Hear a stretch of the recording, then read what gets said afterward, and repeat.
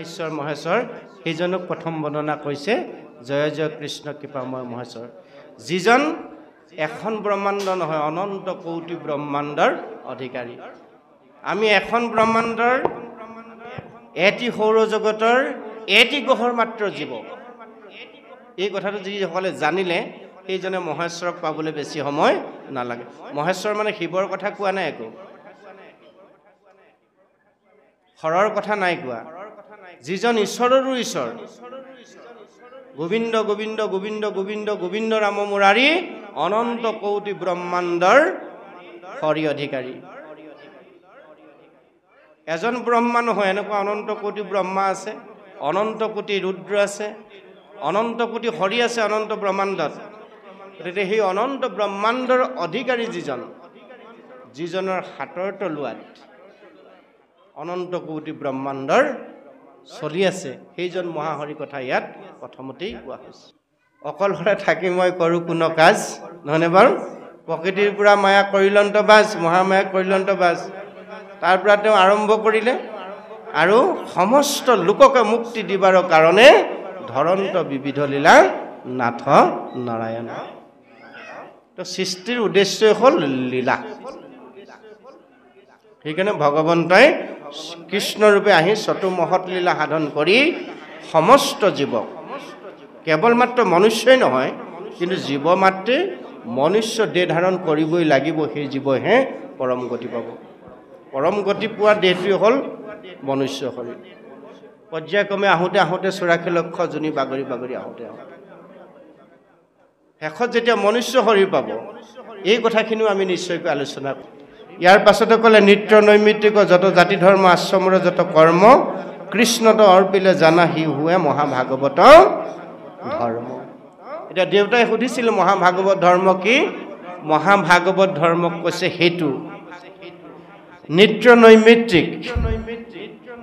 নিত্য আমি ৰাতিপুৱাৰ পৰা গধূলিলৈকে, গধূলিৰ পৰা ৰাতিপুৱালৈকে দিনটো 24 ঘণ্টাৰ ভিতৰত যিখিনি কৰ্ম কৰোঁ, এইখিনি নিজৰ লগতে জগত কল্যাণকামী কৰ্ম হ'ব লাগিব। এক নৈমিত্তিক কৰ্ম, আমি যে অনুষ্ঠানভাগ এতিয়া পাতিছোঁ এবছৰৰ মূৰত বা কোনোবাই ছমাহৰ মূৰত, এনেকুৱা এভাগ অনুষ্ঠান বৃহত্তৰভাৱে আয়োজন কৰা হৈছে, ন্যায় উপাৰ্জিত বিত্ত তাত সংযোগ কৰি। এই নৈমিত্তিক কৰ্মখিনি কৰাৰ যিটো আমাৰ উদ্দেশ্য আৰু লক্ষ্য, এইটো কিন্তু পৰোপকাৰী হ'ব লাগিব। সেনে কৈছে নিত্য নৈমিত্তিক যত জাতি ধৰ্ম, ব্ৰাহ্মণ বৈশ্য শূদ্ৰ ক্ষত্ৰিয়, এই 4 জাতিৰ যিখিনি ধৰ্ম আৰু আশ্ৰমীসকলৰ যিখিনি ধৰ্ম, এইখিনি যদি সঠিকভাৱে কৰা যায়, কায় বাক্য মনে নিষ্ঠা আৰু সততাৰে যদি কৰা যায়, সিও হয় মহাভাগৱত ধৰ্ম। মহাভাগৱত ধৰ্মৰ পৰা মহাভাগৱত ধৰ্মলৈ তেনেদৰে কৰ্মবিলাক ৰূপান্তৰ হৈ গৈ থাকে। আমি প্ৰাৰম্ভণিতে এই কথাকেইটা ক'লোঁ যে ভাগৱত ধৰ্ম কি? ভাগৱত ধৰ্ম জীৱই গ্ৰহণ কৰিলে কি হয়? জীৱ শিৱলৈ ৰূপান্তৰ হোৱাৰ একমাত্ৰ ব্যৱস্থাটোৱে হ'ল ভাগৱত ধৰ্ম। এতিয়া গ্ৰাহ হ'ল দুবিধ, এবিধক কালগ্ৰাহ বুলি কৈছে আৰু এবিধক কৈছে কৃষ্ণগ্ৰাহ। কালগ্ৰাহ আৰু কৃষ্ণগ্ৰাহ। এতিয়া আমি কালগ্ৰাহত পৰি পিনে পৃথিৱীলৈ আহিলোঁ, নৰৰ ৰূপ ধাৰণ কৰিবলৈ পালোঁ, আমাৰ সৌভাগ্যৱান আমি ভাৰতবৰ্ষত কলিযুগত মনুষ্য তনুটো পোৱাটো। যদিও কালগ্ৰাহৰ যোগেদি আহিলোঁ, সময়ৰ যোগেদি আমি আহিবলগীয়া হ'ল, এতিয়া এই কালগ্ৰাহটো যদি আমি কৃষ্ণগ্ৰাহলৈ ৰূপান্তৰ কৰি দিব পাৰোঁ, তেতিয়াহ'লে সেই কৃষ্ণই আমাক সঠিক জেগালৈ লৈ যাব। যদি কালগ্ৰাহৰ পৰা কৃষ্ণগ্ৰাহলৈ আমি ৰূপান্তৰ হ'ব নোৱাৰোঁ, তেতিয়াহ'লে পুনৰ আমি 84 লক্ষ জুনিলৈ বাগৰি যাব লাগিব নৰকংকটোৱা। ইয়াত বৰ সুন্দৰভাৱে কৈছে, কৃষ্ণগ্ৰাহে যেতিয়া কালগ্ৰাহক ধৰিব, কৃষ্ণগ্ৰাহে ধৰিবলৈ হ'লে কৃষ্ণগ্ৰাহৰ ওচৰলৈ আমি আগবাঢ়ি যাব লাগিব। এতিয়া সেইকাৰণে ভাগৱত 2য় স্কন্ধত সিদ্ধান্ত দিলে, হি এক কৃষ্ণ দেৱ কৰিও কহে, ধৰিও তাহাৰ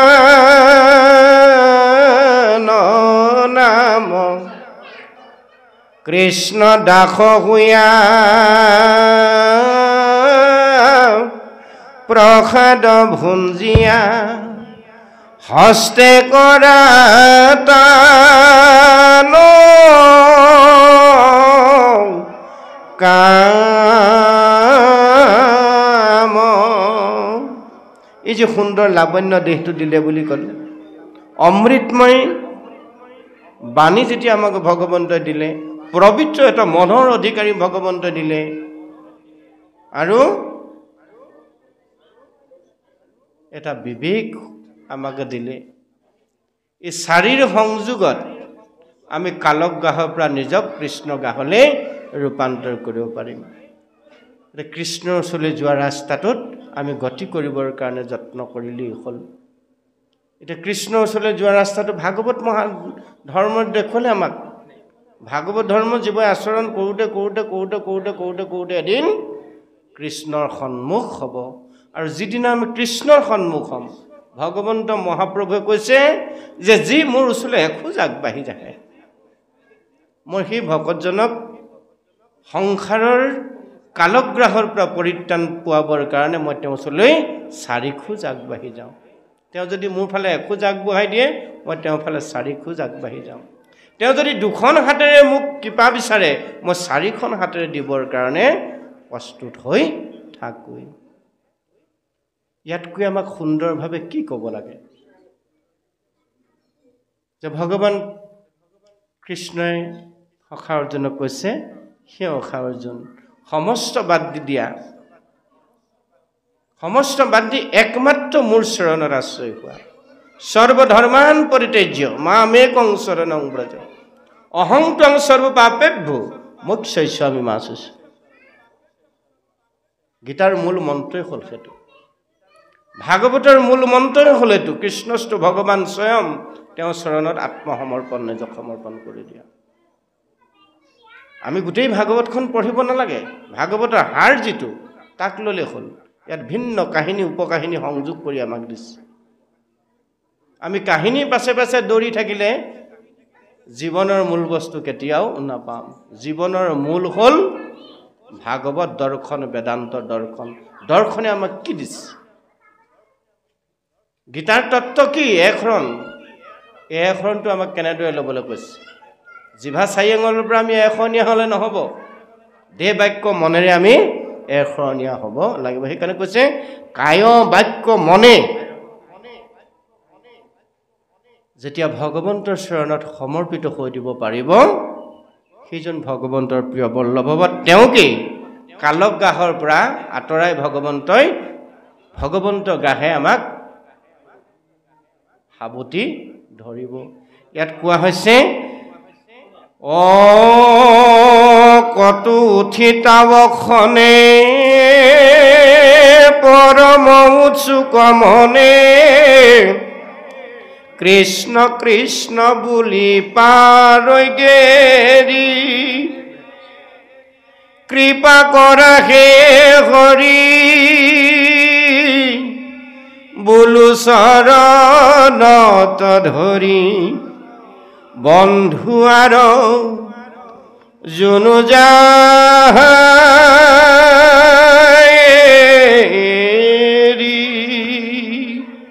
উদ্ধৱ মহামহন্তই ভগৱন্তত অতি কাপুণ্যভাৱে নিজক সমৰ্পণ কৰি দিলে। তাৰপিছত কৈছে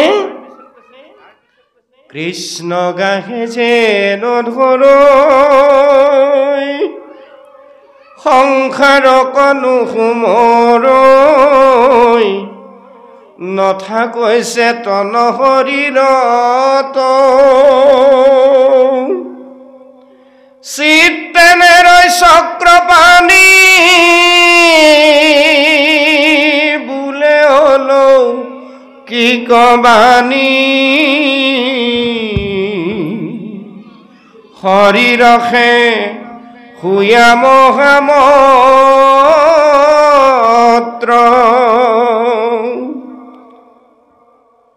যেতিয়া কৃষ্ণ গাহে তেওঁক ধৰিব, কালগ্ৰহ চক্ৰৰ পৰা তেওঁ লাহেকৈ হাত সাৰি কৃষ্ণ গাহে যেতিয়া তেওঁক ধৰিলে,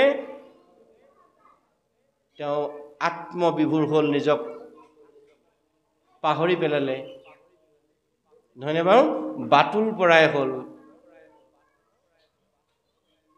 এই যিটো অৱস্থা সেই অৱস্থাটোলৈ জীৱ যেতিয়ালৈকে যাব নোৱাৰিব তেতিয়ালৈকে তেওঁ জীৱনৰ সঠিক লক্ষ্যত উপনীত হ'ব নোৱাৰে যেতিয়া আমাৰ মন ভক্তিৰে পৰিপূৰ্ণ হ'ব হৃদয়খন ভক্তিৰে উদ্বেলিত হ'ব নহয়নে বাৰু আমি প্ৰত্যেকৰ প্ৰতি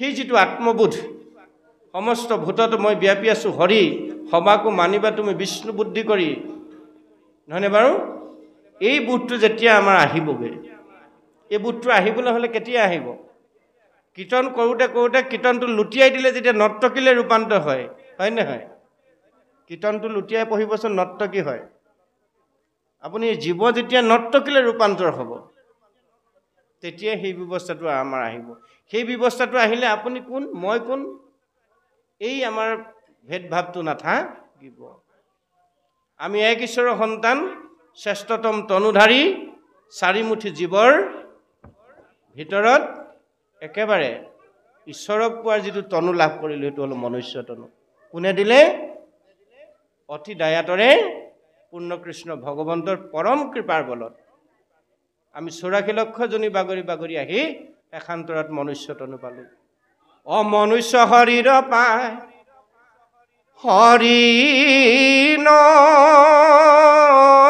ভজিলা অৱশ্যে হৈবা ভা তৃণতৰু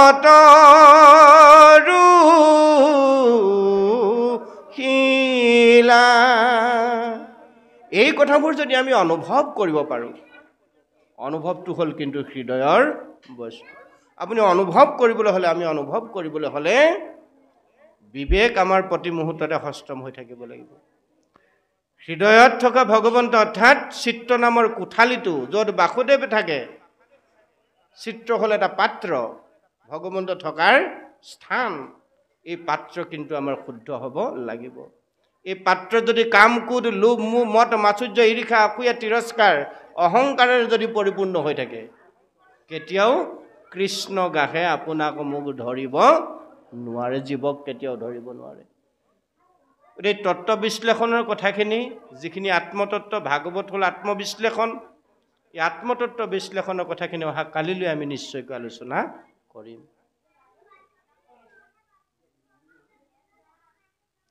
সেইকাৰণে ইয়াত কৈছে যে কালগ্ৰাহ কৃষ্ণগ্ৰাহ কালগ্ৰাহ আৰু কৃষ্ণগ্ৰাহ গ্ৰাহ হ'ল দুবিধ কালগ্ৰাহৰ পৰা আমি কৃষ্ণগ্ৰাহলৈ ৰূপান্তৰ হ'বলৈ হ'লে কীৰ্তনক নৰ্তকীলৈ ৰূপান্তৰ কৰিব লাগিব নিশ্চিত সেইকাৰণে ইয়াত বৰ সুন্দৰভাৱে কথাখিনি ক'লে আমাৰ পাঠকদ্বয়েও বৰ সুন্দৰভাৱে পাঠ কৰিছে যেতিয়ালৈকে সেই অৱস্থাটো জীৱন নাহিব পাঠত কৈছে যিটো মহাযোগী সদা সমাধিত ৰতি কোটি জন্মে নোহিত আৰু সপ্ৰেম ভকতি আপুনি যিমান যোগ সাধনা নকৰক যিমান ৰাতিপুৱাৰ পৰা গধূলিলৈকে 3 খেৰ 2.5 খেৰ ওজনৰ বৰতাল কোবাই গোপেল গোবিন্দ গাই নাথাকক কামত নাহিব আহিব তেতিয়া যেতিয়া কায় বাক্যমন সঁচা অৰ্থত সঠিকভাৱে ভগৱন্তৰ চৰণত লাগিব কায় বাক্যমন ভগৱন্তত আমি কেনেকৈ লগাব লাগিব সেই কথাখিনিও আমি সন্ধিয়া সময়ত যদি সময় পাওঁ যুৱ বন্ধুসকল যদি আমাৰ উপস্থিত হয় আমি নিশ্চয় আলোচনা কৰিম পুনৰ আমি পাঠৰ মাজলৈ আগবাঢ়িব বিচাৰিছোঁ আৰু তেতিয়া আমাৰ কি হ'ব বুলি কৈছে অতিশয় ক্ষুধাত ভুঞ্জিলে জনম মতে সিজে তিনি প্ৰয়োজন প্ৰত্যেক গ্ৰাসতে হৱে তুষ্ট ভৰে পেট ক্ষুধা গুচি যায় প্ৰেম ভকতিৰ ৰাজা আৰু অভিপ্ৰায় যে যেনেকৈ আমি ভোক লাগিলে খাই দিয়াৰ লগে লগে ক্ষুধা তৃষ্ণা আমাৰ দূৰ হৈ যায় ঈশ্বৰৰ চৰণত কায় বাক্য মন যদি সমৰ্পণ কৰি দিব পাৰোঁ ঈশ্বৰৰ নাম প্ৰেমত যদি আমি নিজক আগবঢ়াই দিব পাৰোঁ কৃষ্ণই আমাক সাৱটি ধৰিব আৰু আমাৰ ফালে গতি কৰি আমাক তেওঁ নিজৰ ফালে টানি নি প্ৰেম ভক্তি জৰিৰে আমাক যেতিয়া বান্ধিব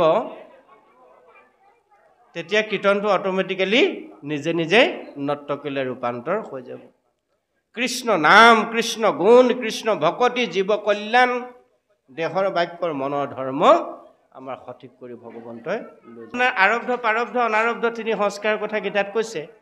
গতিকে আপুনি কেনেদৰে আহিছে, আপুনি আগৰ জন্ম কৰ্মফল এই জন্মত ভোগ কৰিছে, এই জন্ম কৰ্মফল আমি দ্বিতীয় জন্মত ভোগ কৰিম। এতিয়া দ্বিতীয় জন্ম কৰ্মফল ভোগ কৰিবলৈ আমি প্ৰকৃততে পুনৰবাৰ মনুষ্য জন্ম পাম নে নেপাম? ডাঙৰ কথাটো হ'ল এতিয়া সেইটো কাৰণে আখৰাটো, এই আখৰাটো কিন্তু সঠিক হ'ব লাগিব। সঠিক আখৰা কৰিবলৈ হ'লে আপুনি সঠিক জেগাইদি যাব লাগিব, নালাগিব জানো দেউতা? এতিয়া সঠিক জেগালৈ যাবলৈ হ'লে এতিয়া প্ৰথম কথাটো হ'ল ভাগৱত ধৰ্ম আমি সঠিকভাৱে আচৰণ কৰিব লাগিব। সেইকাৰণে ভগৱান কৃষ্ণই অৰ্থাৎ মহাহৰি বিষ্ণুৱে প্ৰভুজনে যে সুধিছে, তাহানিতে আদিতেই সিদ্ধান্ত দিছে, শৰণ ভজন এইটো ব্ৰহ্মাণ্ডৰ বাজ।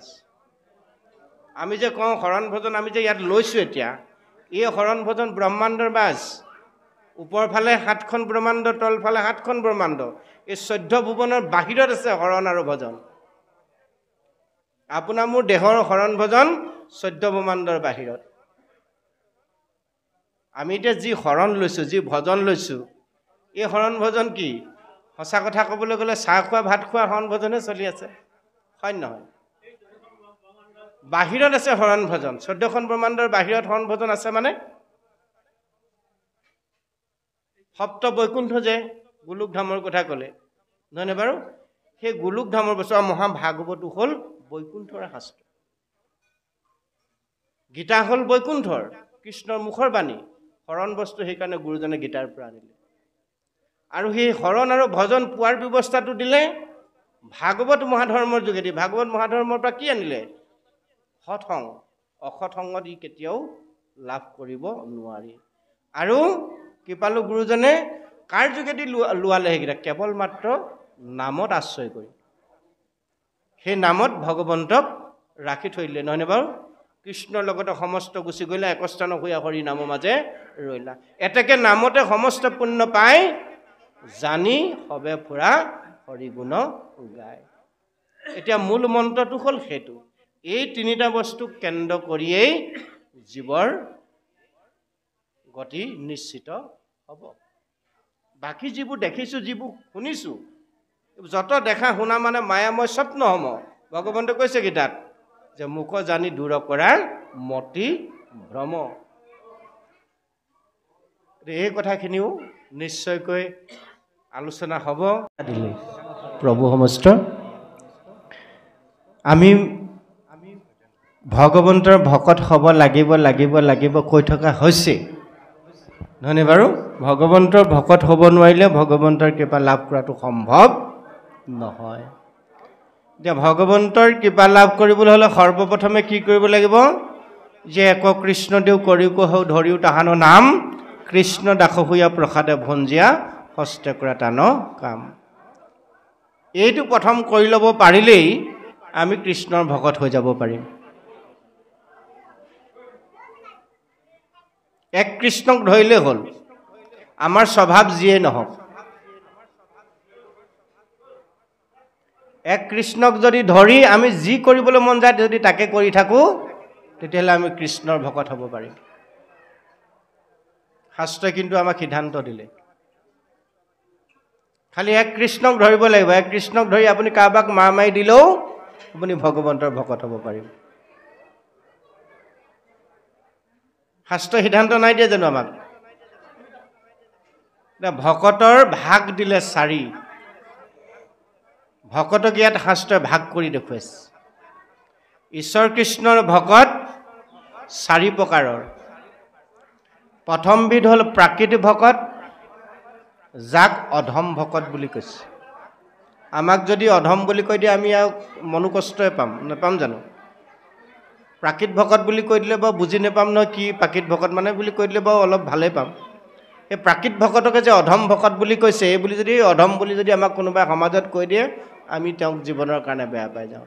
শাস্ত্ৰই আমাক দিলে সিদ্ধান্ত যে প্ৰাকৃত ভকত অৰ্থাৎ অধম ভকত, মধ্যম ভকত, মধ্যম ভকতক উত্তম ভকত বুলি কৈছে। তাৰপিছত উত্তম বুলি কৈছে, উত্তমৰো উত্তম তাৰমানে, নহয়নে বাৰু? প্ৰাকৃত, মধ্যম, উত্তম আৰু উত্তমৰো উত্তম ভকতক 4টা ভাগত ভাগ কৰি দিলে সেইভাগে বয়াৰপুৰ মাধৱদেৱে নামঘোষাত বৰ সুন্দৰকৈ লিখিলে জোকা ঘোষা ভকত কাক বোলে জনাৰ আগতে আমি ভকতৰ সংজ্ঞাটো প্ৰথম জানি ল'ব লাগিব এই কাৰণে কোৱা হৈছে যে আমাৰ সমাজ ব্যৱস্থাত একেখন সমাজতে চাবচোন কেবা প্ৰকাৰৰো ব্যক্তি থাকে সকলোৱে একে সাজে পৰিধান কৰে নামঘৰলৈও আহে ঈশ্বৰ নামও লয় কিন্তু ঈশ্বৰ নাম লৈ থকা বেলিকা আনৰ দুখ গুণ খুচৰি থাকে এইসকলক অধম ভকত বুলি কৈছে অভকত বুলি নাই কোৱা ভকতে কৈছে অধম অৰ্থাৎ প্ৰাকৃত ভকত অৰ্থাৎ ভকতৰ পথত তেওঁ আৰোহণ কৰিবলৈ আগবাঢ়িছেহে মাত্ৰ অধমে কেৱল দুখ লৱে মধ্যমে গুণ দুখ কৰিয়া বিচাৰ নামঘোষাত বয়াৰপুৰ মাধৱদেৱে লিখিছে উত্তমে কেৱল গুণ উত্তুতমে অল্প গুণ কৰয় বিস্তাৰ সেইকাৰণে যাৰাসকল ভগৱন্তৰ পৰম ভক্ত হ'বলৈ গৈছে মধ্যমৰ পৰা উত্তম উত্তমৰ পৰা উত্তম উত্তমৰ উত্তম হ'বলৈ যি নিজক আগবঢ়াই লৈ গৈছে তেওঁ কোনোবাই কিবা এটা কৈছে কাৰোবাৰ বিষয়ে বদনাম গাইছে এইখিনিত কেতিয়াও মতি দি নাথাকে তেওঁ জীৱনৰ লক্ষ্য কি সেই লক্ষ্যহে একমাত্ৰ তেওঁ ধ্যান ধাৰণাত থাকে সেই লক্ষ্য ধ্যান ধাৰণাত থাকি কাৰ যোগেদি যাব লাগিব অধম মধ্যম উত্তমৰ সান্নিধ্যতহে তেওঁ পৰম গতিটো লাভ কৰিব পাৰিব গতিকে আপুনি অধম ভকতৰ লগত নাথাকোঁ মধ্যমৰ লগতো মই নাথাকোঁ বুলি যদি ভাবি লয় আপুনি একেবাৰে শীৰ্ষস্থান বৈকুণ্ঠৰ গোলোক ধাম পালেও তাৰ পৰা ভগৱন্তে আপোনাক সহায় দিব তাৰ উদাহৰণ জয় বিজয় সপ্ত বৈকুণ্ঠৰ দ্বাৰক্ষী হৈ থকা নাছিল জানো বৈকুণ্ঠৰ পৰাও ভগৱন্তে স্খলন কৰি দিছে সেইকাৰণে ভকতৰ গতিটোৱে হ'ল প্ৰাকৃতৰ পৰা মধ্যমৰ পৰা উত্তমৰ পৰা উত্তম ইয়াত সুন্দৰভাৱে ভকতৰ লক্ষণ বৰ্ণনা কৰিছে যে প্ৰথমতে ভকতৰ বৰ্ণনা কৰিলে হেন শুনি নিমিদুনা দিলন্ত উত্তৰ কহিও লক্ষণভাৱে ভকতৰ কেনধৰ্ম কিবা প্ৰৱৰ্তন কোনোবা স্বভাৱ ভক্তে কি বোলে বচন ভকতৰ ভাগ কি অধম অৰ্থাৎ প্ৰাকৃত মধ্যম উত্তম আৰু উত্তম কোন স্বভাৱৰ ভকতে কোন শ্ৰেণীৰ ভকতে কেনে আচৰণ কৰে ইয়াকে জানিবলৈ বিচাৰিলে মহাভকতৰ লক্ষণ কেনেকুৱা তাকে জানিব বিচাৰিলে যে শুনি সবিসিদ্ধে দিলা তাহাৰ উত্তৰ হৰিক মনত স্মৰি বুলিলা ৰাজাক ভকতৰ ধৰ্মজনে শুনা কহোঁ তাক ঈশ্বৰত দেখে যিটো সমস্ত প্ৰাণীৰ হৃদয়ত যিজনে ঈশ্বৰক দৰ্শন কৰে ভগৱন্তে কৈছে যে সমস্ত ভূতত মই ব্যাপী আছোঁ হৰি সবাকো মানিবা তুমি বিষ্ণু বুদ্ধি কৰি কুকুৰা চিগাল গদ্দ ভৰু আত্মাৰাম জানিয়া সবাকো পৰি কৰিব প্ৰণাম এই ভাৱ যাৰাসকলৰ আহিল আকৌ কৈছে সমস্তে ঐশ্বৰ্য ব্যাপী আছে জগতত হেন দেখে যিটো সেহি মহা ভাগৱত এজন হ'ল উত্তমৰ উত্তম ভকত অতি শ্ৰেষ্ঠতম ভক্তজন হ'ল সেইজন যিজনে সমস্ত ভূতত ঈশ্বৰৰ মূৰ্তি দৰ্শন কৰে যিজনে একেই দেহ একেই প্ৰাণ একেই মন একেই তেজৰ একেই দেহৰ জীৱৰ ভিতৰত নিজক যেনেকৈ দেখে নিজৰ ভিতৰত আনৰ দেহতো সেইটো যিজনে দেখে আৰু তাৰ পাছত ইতৰ প্ৰাণীলে ক্ৰমান্বয়ে বাগৰি যায় সমস্ত ভূতত তেওঁ এক ঈশ্বৰক দেখে এইজন হ'ল উত্তমৰ উত্তম মহাভাগৱত বুলি কৈছে সেই পৰ্যায়লৈ যিজন গতি কৰিলে ইতিমধ্যে তেওঁ পুনৰ এই 84 লক্ষ জনী বাগৰিবলৈ ঘূৰি আহিব নালাগে সেইজন উত্তমৰ উত্তম ভকত এতিয়া মধ্যম ভকতৰ সিদ্ধান্ত দিলে যে সবাত ঈশ্বৰ আছে জানিয়া মনত সমস্তত কৰে প্ৰীতি মত্য সমানত দুখিত কৰোণা ক্ষমা কৰে বিপক্ষত সেইজন জানিবা ৰাজা মধ্যম ভাগৱত সেইজন হ'ল মধ্যম ভকত কোনজন সবাতে ঈশ্বৰক জানে, মনেৰে তেওঁ সেই চিন্তাৰে সকলোকে প্ৰণাম শ্ৰদ্ধা কৰে।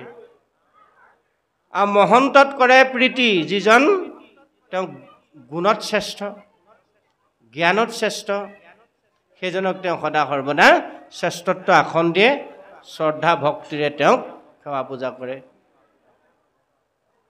আৰু প্ৰীতি কৰে সমানত, বন্ধুজনৰ প্ৰতি যিটো ভাৱ ৰাখিব লাগে, মৈত্ৰী ভাৱ, সাম্য ভাৱ, এইটো যিসকলে ৰাখে, দুখী দৰিদ্ৰৰ প্ৰতি যিটো ভাৱ, দয়া কৰুণা প্ৰেম, এইকেইটা ৰাখিব লাগে।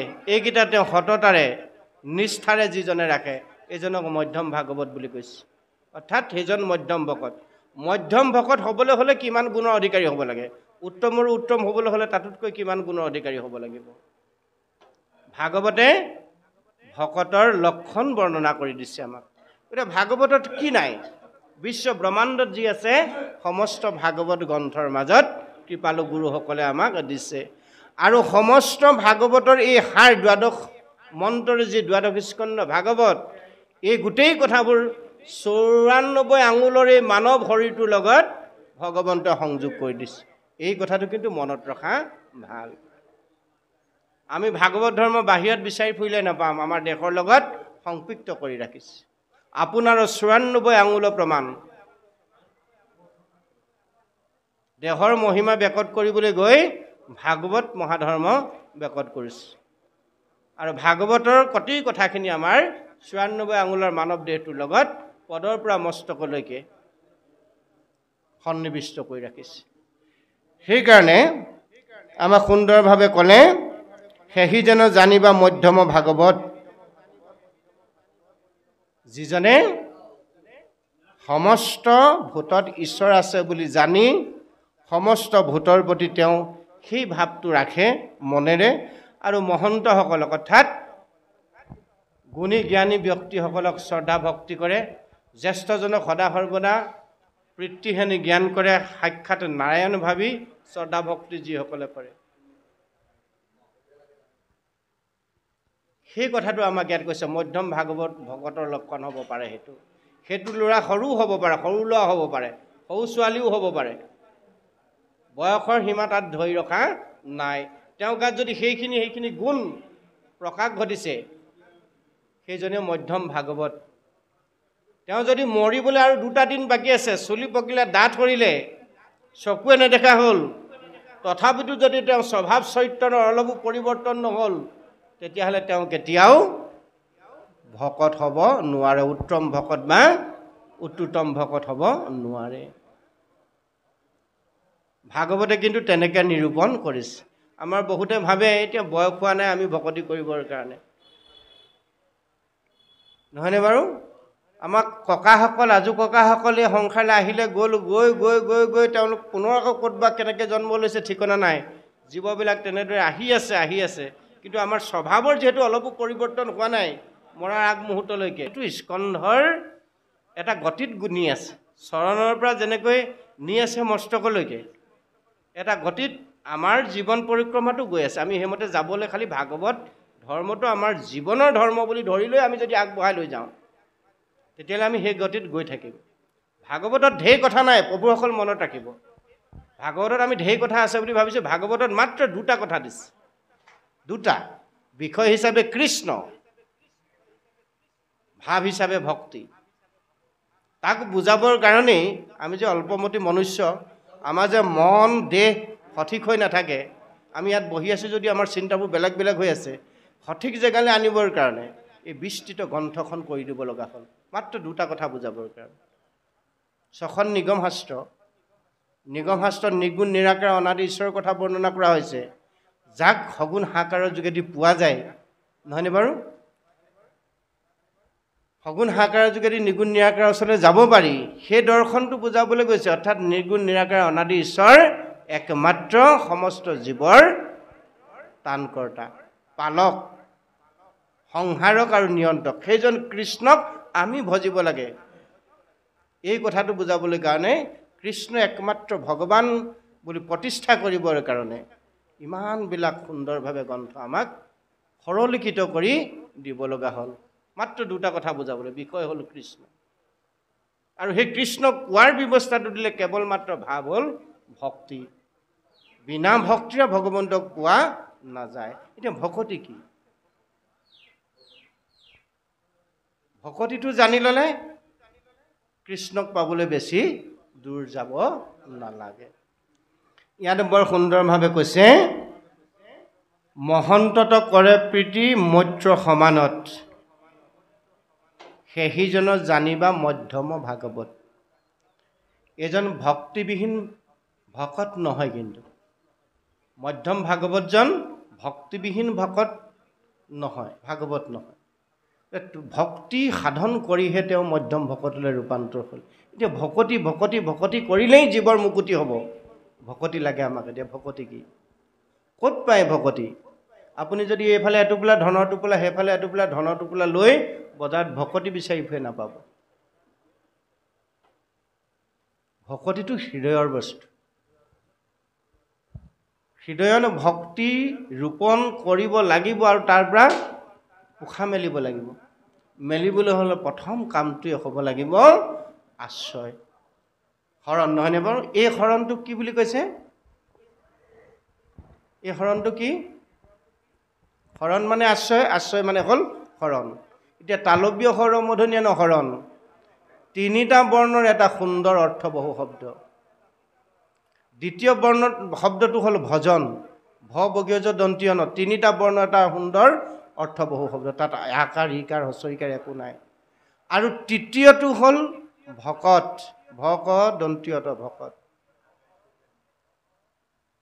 কেৱল মাত্ৰ শৰণ ল'লে, ভজন প্ৰণালী শুদ্ধকৈ থাকিলে সেইজন ভকত হ'বগৈ পাৰে। আৰু ভকত হ'লেহে ভগৱন্তক সেইজনৰ ওচৰলৈ আহে, মনত ৰাখে। অভকতৰ ওচৰলৈ ভগৱন্ত কোনোদিন নাহে। আৰু ভগৱন্তক পাবলৈ হ'লে আপুনি ভকত হ'বই লাগিব। ভকত হ'বলৈ হ'লে শৰণ, ভজন, ভক্তি, সদাচাৰ, এই চাৰিটা মূল বস্তু আপোনাৰ জীৱনৰ প্ৰতি মুহূৰ্তে মুহূৰ্তে সঠিক হৈ থাকিব লাগিব। এতিয়া শৰণ শব্দটো কওঁতে কি ক'লে? তালব্য শৰমধনীয় শৰণ। আমাক কি কয়? বোলে বোপাই শৰণ ল'ব হ'ল, শৰণ লগে যা। কোনোবা অনুষ্ঠানত শৰণ লৈছে, কোনোবাই সত্ৰত লৈছে, কোনোবাই বৈষ্ণৱৰ শৰণত লৈছে, ভকতৰ ওচৰত লৈছে, এনে ইত্যাদি ইত্যাদি, নহয়নে বাৰু? প্ৰকৃততে শৰণ ক'ত? প্ৰকৃততে শৰণ ক'ত? আত্মা ঈশ্বৰত। এই আত্মা ঈশ্বৰ নিৰাকাৰ নিৰ্গুণ, আমি তাক নাপাম সততে। কিন্তু সগুণ হাহাকাৰ প্ৰত্যক্ষ বাগ্ময়মূৰ্তি সন্মুখত নিৰ্গুণ নিৰাকাৰ দৰ্শন পোৱাৰ যিটো ব্যৱস্থা আমাক কৰি, সগুণ হাহাকাৰ কৃষ্ণৰ যোগেদি নিৰ্গুণ নিৰাকাৰৰ লগত সংযোগ হোৱাটোৱেই হ'ল শৰণ। এই কথাবোৰ আমাক শৰণ ল'বলৈ যোৱাৰ আগত কিমানজনে কিমানজনক বুজাই দিয়া হৈছিল, ডাঙৰ কথাটো হ'ল সেইটো। সেইকাৰণে গুৰুজনৰ ধৰ্ম কৰিবলৈ যাওঁতে জানিয়া কৰিবলৈ গৈছে, নজনাকৈ নহয়।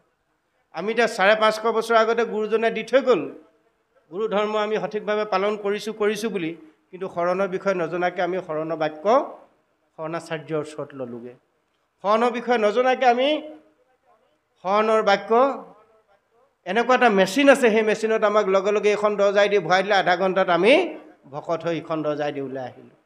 ভকত বনোৱাটো বৰ সহজ মেচিন আছে, এনেকুৱা মেচিনত আমাক ভৰাই ভৰাই দিয়া হ'ল। তাৰপিছত আমি আহি গ'লোঁ এখন সমাজলৈ। যেতিয়া ভকত নামৰ চাইনবোৰ্ডখন আমাৰ গাত লাগি গ'ল শৰণ ভজনৰ যোগেদি, তাৰ পৰা এবছৰমান ঠিকে থাকিলোঁ আমি। এবছৰ দুবছৰৰ পিছত কোনোবা হাতোলা, কোনোবা ৰাজমেধি, কোনোবা মেধি, এনেকুৱা এনেকুৱা উপাধি যেতিয়া পাই গ'লোঁ, ইজন হৰি ভকতৰ লগত সিজনৰ লাহেকৈ বিচ্ছেদ হ'বলৈ আৰম্ভ হৈ গ'ল। ইজন আচাৰ্যৰ লগত সিজন আচাৰ্যৰ বিচ্ছেদ হ'বলৈ আৰম্ভ হৈ গ'ল। ইজন পাঠক আহিলে সিজন পাঠক আহিব নোৱাৰা হ'ল। কোনো এখন সমাজ বাকী নাই প্ৰভু সমস্ত। কথাখিনি খুব বাস্তৱ কাৰণে মই পুনৰ কৈছোঁ, কথাবোৰ মই মুকলিকৈ কৈ ভাল পাওঁ, খুব বাস্তৱ কথাখিনি। আৰু আমাৰ উঠি অহা যুৱ প্ৰজন্ম আমাৰ সমাজলৈ কিয় নাহে? আমি যুৱ প্ৰজন্মক দুখী থাকিলে নহ'ব। 550 বছৰত দিয়া মহাসম্পদভাগ আমি কেনেকৈ লৈ গৈ আছোঁ, তেওঁলোকে দেখি আছে। একে গুৰু ঘৰৰ দাস, হয়নে? একে গুৰু ঘৰৰ দাস। কোনোবা হ'ল সত্ৰৰ আউনীআটী সত্ৰৰ, কোনোবা হ'ল দক্ষিণপাট সত্ৰৰ, কোনোবা হ'ল শ্ৰীমন্ত শংকৰদেৱ সংঘৰ, কোনোবা হ'ল এখন ভাগৱতীয়া সমাজৰ, কোনোবা হ'ল মহাপুৰুষীয়া, নহয়নে বাৰু? আমি প্ৰত্যেকেই, নহয় জানো? কিন্তু আমাৰ মাজত আমি কিমান শৃংখলিত ৰূপত আছোঁ? কোনখন সমাজ আছে আজি? কিহে গ্ৰাস কৰিলে আমাক? সেই লক্ষ্যত আমি উপনীত হ'বই লাগিব।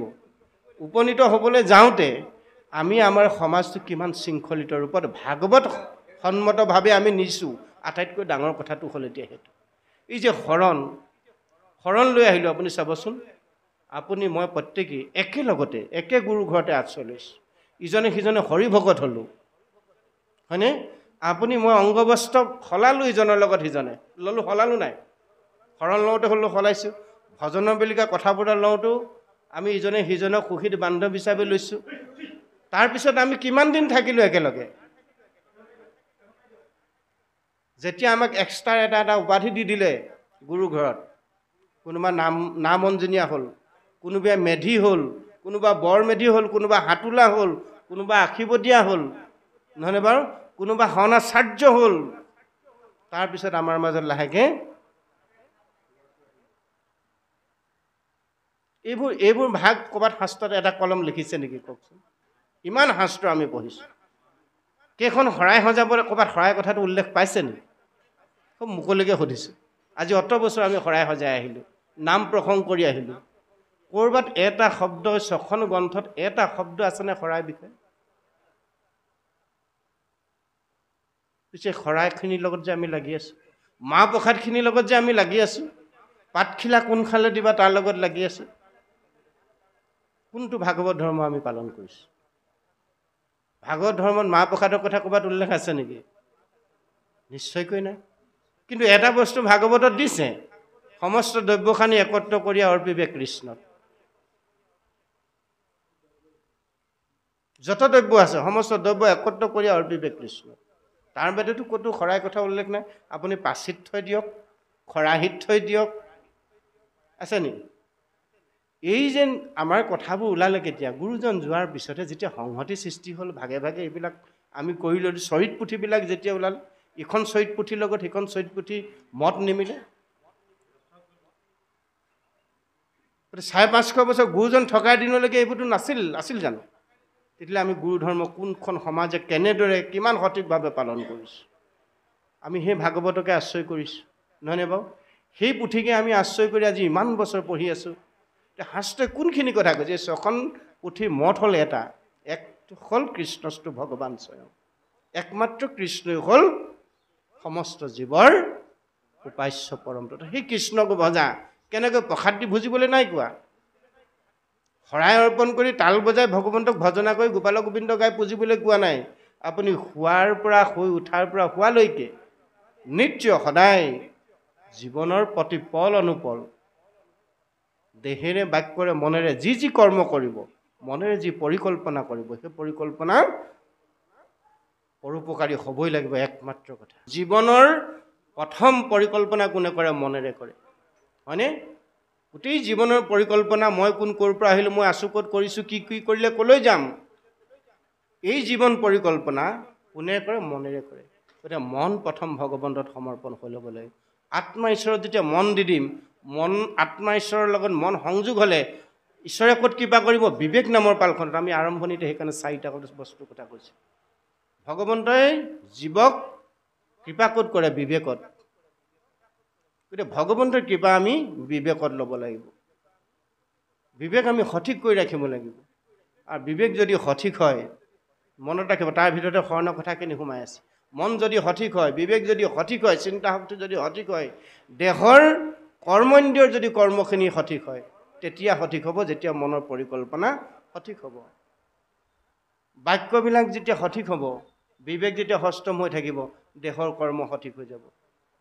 আৰু তেনেদৰে নিজেই নিত্য সদায় কৰ্মখিনি যদি সঠিকভাৱে কৰে, ভগৱন্তক ৰাতিপুৱা অকণমান খাটক, গধূলা অকণমান খাটক, যে প্ৰভু তুমি দিয়া সুন্দৰ দেহটো, তুমি দিয়া অমৃতময় বাক্যবোৰ, আৰু তুমি দিয়া পবিত্ৰ মনটো, তোমাৰ চৰণৰ বিনে যাতে মোৰ অন্যলৈ কেতিয়াও যাব নোৱাৰে।